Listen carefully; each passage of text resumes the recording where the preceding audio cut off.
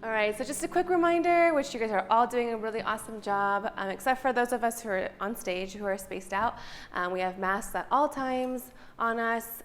Even when we're in the parking lot or doing anything, we're going to try to keep those on, okay? So thank you for doing that. And another quick reminder, because we're not passing around the offering basket, we can't do that. So we're still doing online giving. So if you want to do offering, you can do either through Venmo or through Zelle at any point during the week. You don't have to just do it on Sunday. So whenever you want to give offering, you can do it that way, okay? All right, so how is everyone doing today?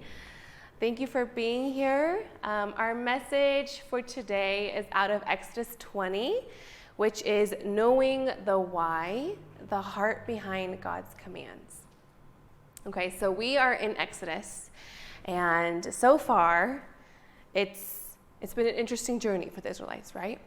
So I want to start by talking about the concept of why.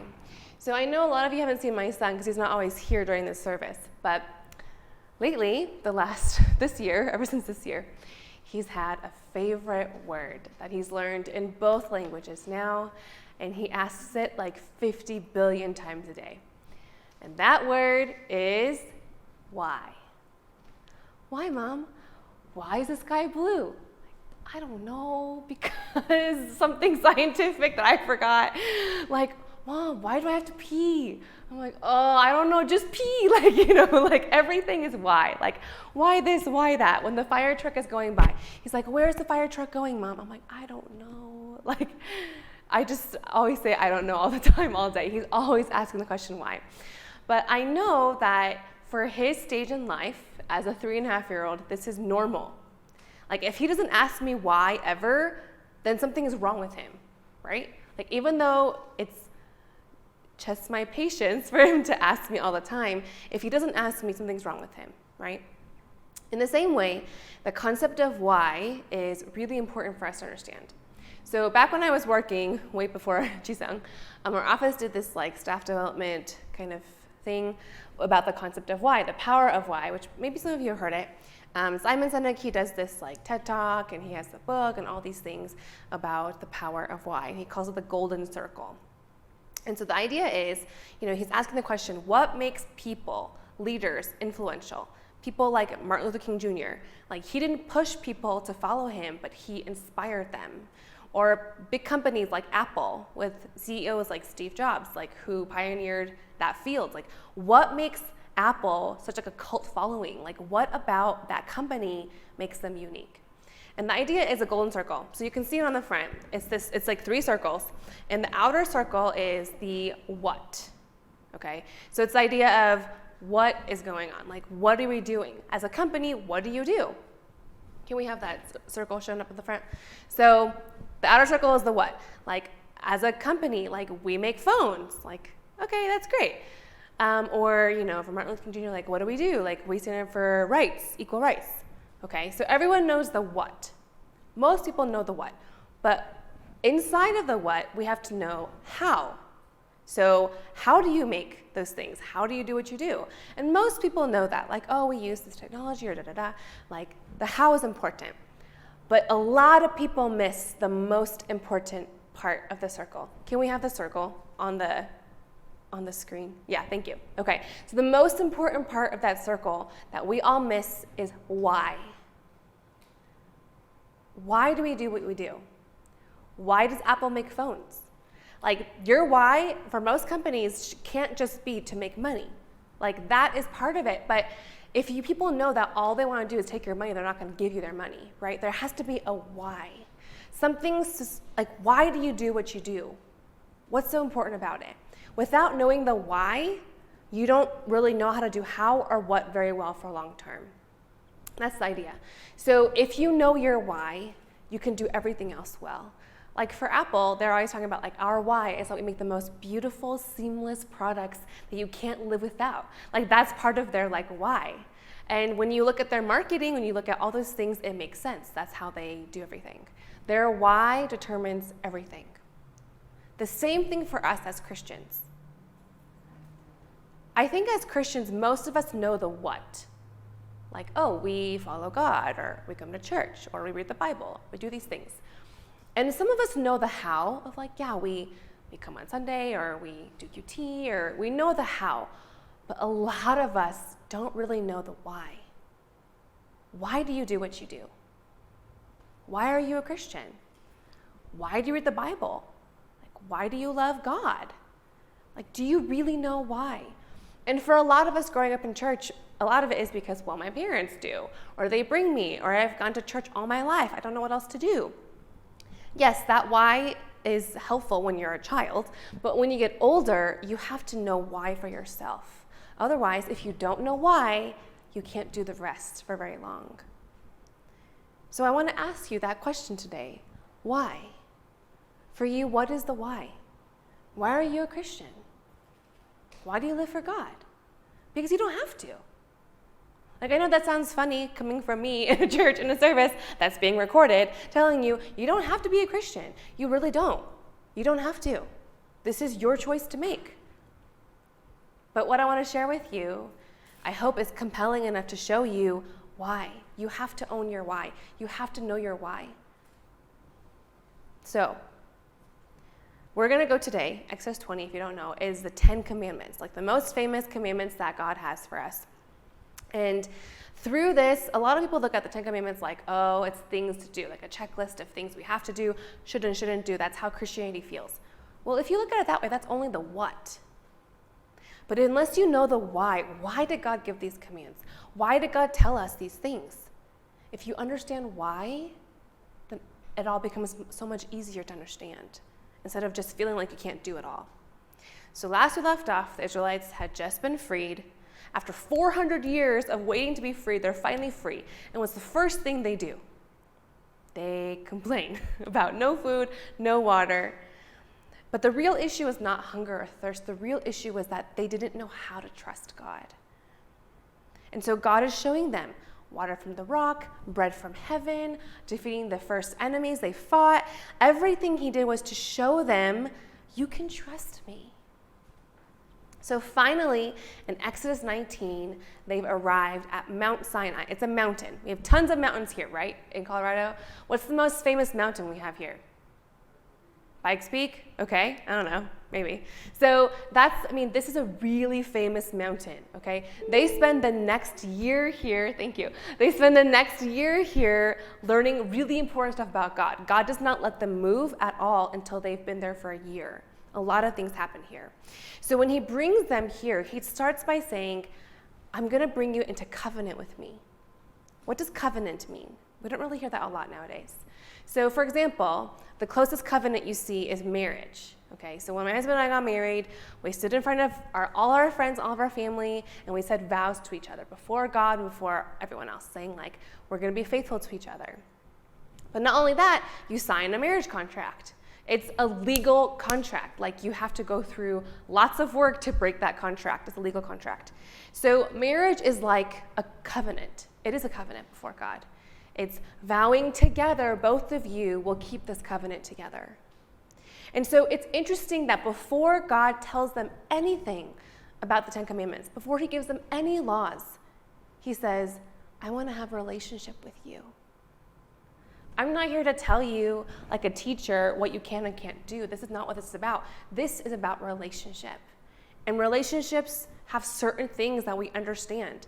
Like if JD is my best friend and we have certain things that define our friendship, like I can't go and stab her in the back.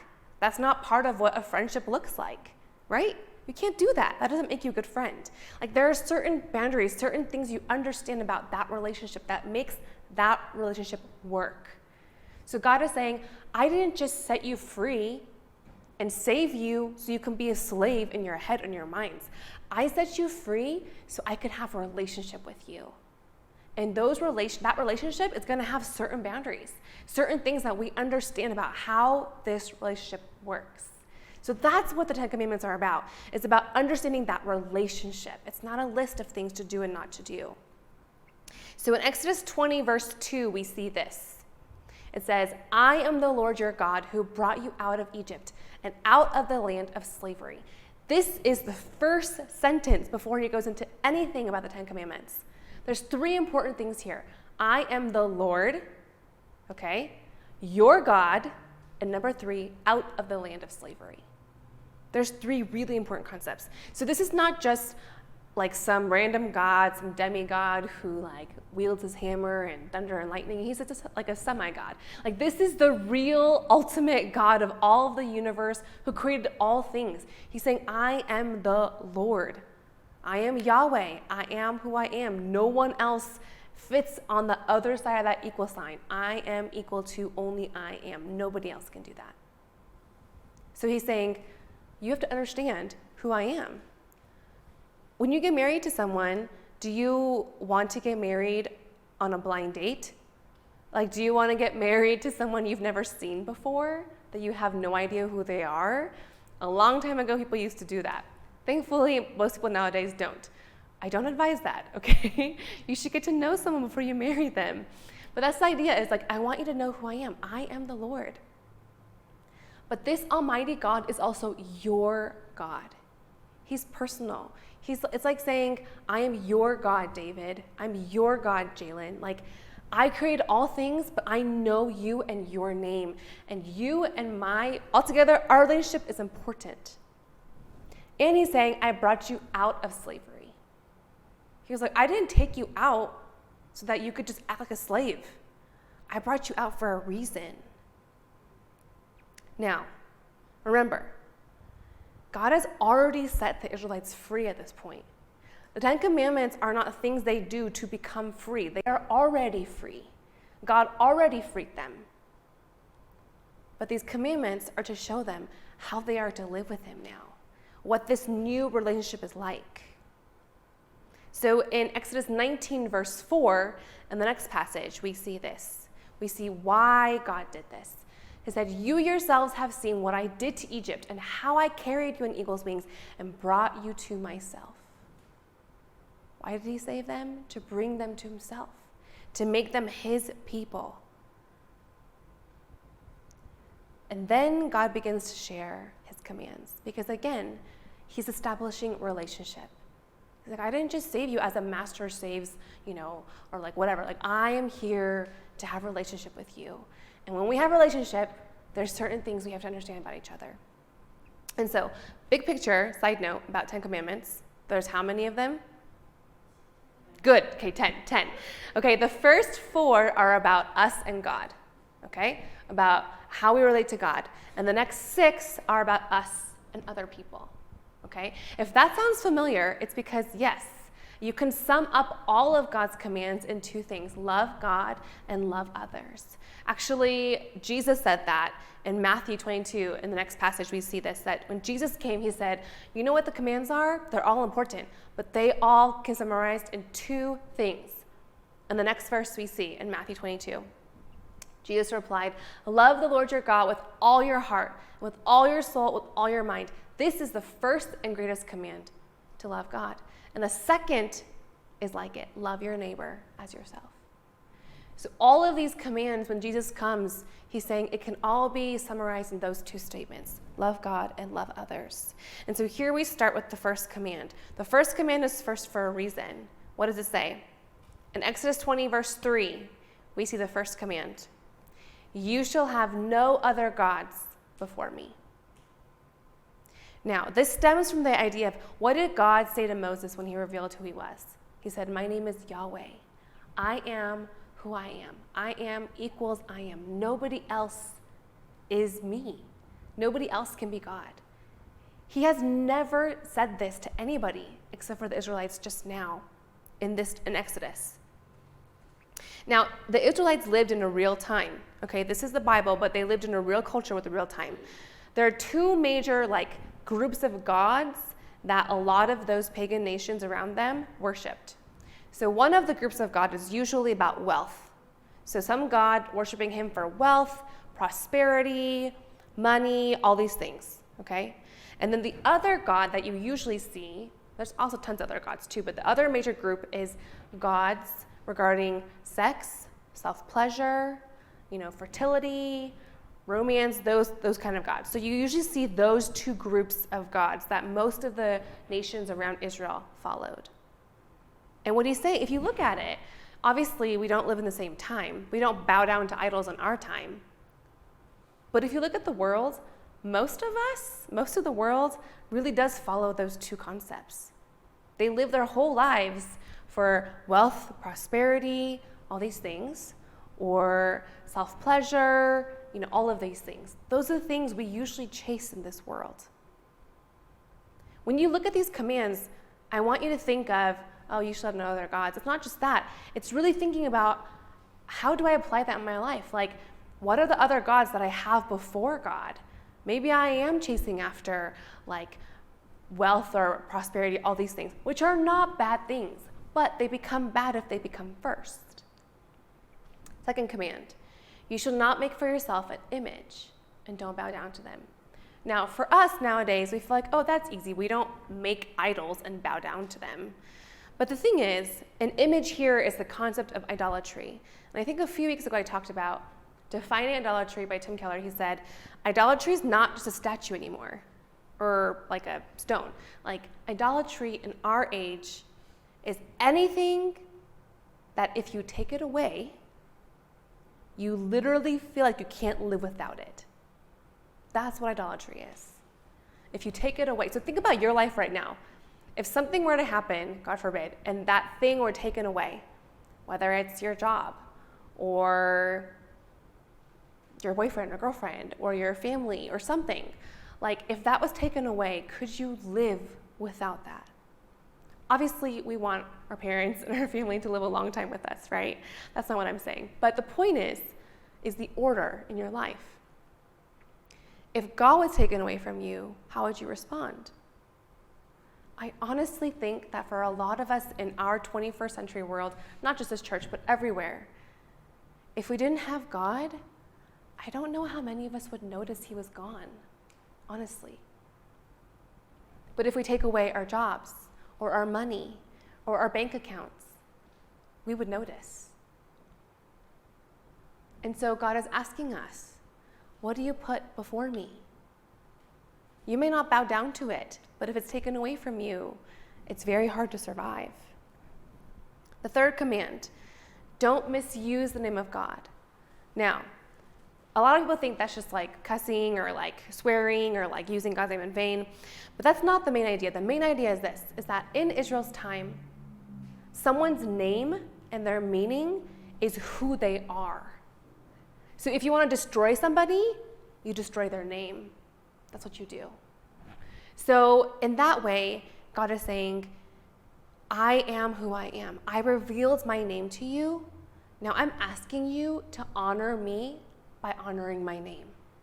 Have you ever noticed that people don't say, like when they're, like something happens, they're like, oh, what? I'm not going to say that, but like whatever, they cuss or whatever. They're like, oh, like Muhammad. Like they don't do that. They're not like, oh, Buddha. They don't use any other gods. What does everyone say? Like, Jesus Christ, right? That's what everyone says. I don't think it's an accident that the most reverent name of all is the one that gets butchered the most in our society. Okay? Like no one else does any of the other names. But here's the thing. When we use his name so flippantly, with such little regard, what we're telling God is that I consider you with little regard. I think that you're not a big deal. That's what that really means. The name is the essence of that person. And so when we use his name like that, with little care and with little regard, that's what we're showing to God. That's what he's saying. He's saying, look, I love you, I want you, but you have to understand I am God and you are not. And so there are things about how we relate that need to be in place. The fourth command, the Sabbath day and keeping it holy. So nowadays, we don't really understand that very well. Sabbath means cease or stop. It means to intentionally stop doing life, to be reminded that life is not about what you do. Life is about who you're with, your relationship with God. Now, most of us don't know how to stop very well. And I think, honestly, before the pandemic, most of us didn't really stop very much at all. But this pandemic has done a crazy thing where the entire world, for a period of time, literally stopped. I don't think there's ever been any event in history where the world has stopped like this, except for maybe world wars. But even then, people fought the wars, right? Like, we have never had to stop. Have you guys ever not been to school for this long in your whole lives? No. How many of you have not been to work in your office for this much if you're not working remote? Or whatever it may be. Like, our world has never stopped like this. Like, I've gone to church my entire life. I've never not been to church on Sunday for 3 months in a row. That's never happened before. But I think in some ways, through this pandemic, it's made us realize and stop and think, what's really important in life? Why am I running this hamster wheel so long? Like, what's the point of life? It makes you think about those things differently. And that's why God asks us to stop and to rest, to have moments where we think about our relationship with God and not just think about all the things we have to get done in our day. Okay, so those first 4 commands were about us and God. The next 6 are about us and people. And the order here is important. What's the first thing God says when he talks about other people? The 5th command, honor your father and your mother so that you may live long. This is the only command with a promise that if you do it, you will live a long time. What does it mean to honor your parents? Okay? It means to prize them, to care for them, to show respect to them. When we honor our parents, we actually honor God because he's the one that designed family. He's the one that made the first man and woman and children. He designed that relationship. When we honor God, when we honor our parents, we honor God in that way. When you honor your parents, you honor them in every stage of life. Obviously, my child, the greatest way you can honor me is by listening to me and following me and trusting that what I tell him, don't touch the stove, is a good idea. When you get older, you show honor by respecting them. Your parents don't tell you what to do when you're like 35, hopefully as much anymore, but you still respect them. And when they're old, you care for them. Guys, every stage of life, not just on Mother's Day or Father's Day or once in a while, but we're called to honor them regularly with our words, our actions, with your money, with your time, with your emotions. That's how we honor our parents. 6th command, remember the order is important, okay? You shall not murder. Obviously, I hope nobody here has murdered anybody, okay? But the thing is, there's a reason why murder comes before stealing, for example, because to God, life is valued. When we murder someone, we take away someone's life. God is the one who created life. Life is valuable to God. Jesus later explained this commandment when he said, hey, you've heard the command, don't murder. Well, if you hate someone in your heart, you've basically murdered them. So don't do that either, is what Jesus is saying. When we hate someone in our hearts, what do you really want to do? You just want them to be gone, right? And so he's saying, watch your heart in that. 7th command, don't commit adultery. Now, why is that important? Because just as much as life is valued, so is family. Family is so valued to God. Do you know what the only family you can choose is? Because you can't choose your parents. Sometimes for better or worse, you can't choose your parents. You can't choose your siblings for better or worse. You know, parents usually, unless you adopt, can't choose their children. But the only choice you can make in your family is who you choose to marry. Who you choose to be your husband, who you choose to be your wife. That is the only choice you have in family. And it's the most important choice you can make. And when that choice is totally stomped on and totally destroyed, that totally destroys the entire family unit and the basic building block of society that God has put in place. If you notice something, okay, you know how we talk about love God, love others? When you think of loving others, who do you picture? Like, I usually picture like a homeless person or like someone like in need. That's kind of how I picture it. But what I realized today was, wait, God's not talking about helping someone far away. When God says love others, he starts with your parents and then life and then your husband or your wife. Like, he's talking about loving others means loving those closest to you. Sometimes loving those that are the hardest to love. When you love your parents, when you love and honor your husband and wife in the future, for most of you, when you do that, you are loving God and obeying God. It's not hard to obey God and love God. You just gotta love those around you. Okay, the 8th command, do not steal. That's obvious, okay? But this one was put in place to actually protect the widows, the orphans, and the poor in their community, the ones who are the most vulnerable. The 9th command, do not lie. If we look at the next slide, it's a do not lie. The idea is don't lie in court. But the idea is this, you can't build a relationship with people based on lies, right? Like if you just lie about everything, you can't build a strong relationship. So it's saying don't lie, because that's not how you build relationships with others. And the last thing is interesting because everything else is about what you can do, but this last command is about your heart. It's saying do not covet. What does it mean to covet? Covet means to want something. Wanting is not bad, but you want something that is not yours to take. You want to take away from that person because you don't want them to have it, but you want to have it. So again, it's showing our hearts. He's saying don't do that, because what starts in your heart, what starts in your mind will go into your hands. So we've gone through a lot today, but I just want to ask you this. When you hear all these things, which I'm sure most of you have heard before, what is the heart behind these commands? Why did God give them? Is there anyone in this room who read this list and you're like, oh, I'm good. Like, I haven't done any of those things. Like, I am so on, okay? If you just raised your hand, you lied. So you basically like already broke that command, okay? The law shows us, these commands show us that none of us can do this well, okay? Isn't that what it is? This shows us we can't do it. We all fall short. So what do we need? We need a new heart, a new life. And that only comes through Jesus. Aren't you so glad that you're not an Israelite living in the wilderness in that time? Because they didn't have Jesus. They just had to follow these commands. But through that, God wanted to show them, hey, you try to follow, you can't, because you need Jesus. You need something more than what you have.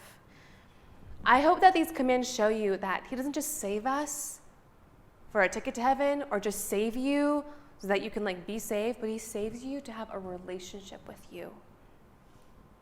We are called to love God and love others, and that becomes our why for what we do. I want to end by asking you a couple of questions. Okay, can I have the praise team come up? The first question is this. I want you to ask yourself, like literally stop your brain right now, bring it back to me, come into this room, and I want you to ask yourself, why do I follow God? Say it out loud. Ready? Begin. Why do I follow God? Okay, ask yourself, why do I follow God? Why do I live for God? Ask yourself that. Why do you live for God? Because you don't have to. You really don't. But why do you? Why do you choose to? But actually the better question is not why do you live for God or why do you follow God? I want you to ask the better question. Why does God want you to follow him?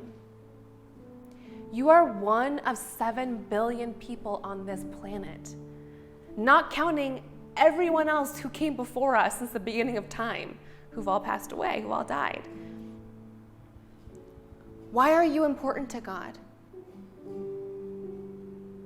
Why do you think God wants you to follow him? Does it matter if you follow him? Does he see that you're following him? The answer is yes. He does. Your daily choices to seek him and to know him, or to maybe just kind of ignore him for a while, those choices affect his heart. He sees that. He knows that. He didn't just save us just to give us life. He saved us to have a relationship with us. I want you to ask yourself that question. Why? Why does God want you to follow him? Why do you follow him? I cannot answer that question for you. Nobody can answer that for you. Only you can. Can we all stand right now? And as we sing this song about exalting God and loving God, I want you to ask yourself that question. Why? Why do you do what you do? Why do you want to live for God? Because He loves you. When you know that you are loved, your heart responds. Can we worship together? Sing the song together.